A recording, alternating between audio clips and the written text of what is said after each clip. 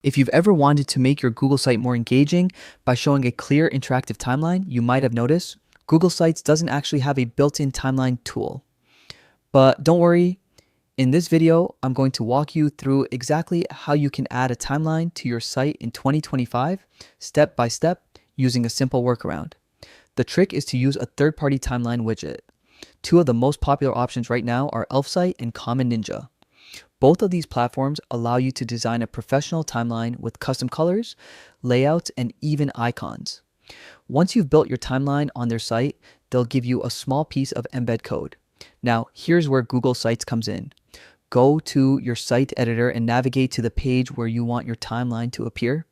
On the right toolbar, click on Embed, then choose the Embed Code option.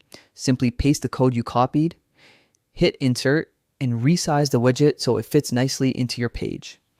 That's it. Your fully interactive timeline is now live on your Google site. The best part is that you can go back to Elfsight or Common Ninja anytime to make changes, and those updates will automatically reflect on your site without you having to touch the code again. So if you want to showcase company history, project milestones, or even personal achievements, this is by far the easiest way to add a modern timeline to Google Sites. And there you have it. A quick and effective method to bring your site to life.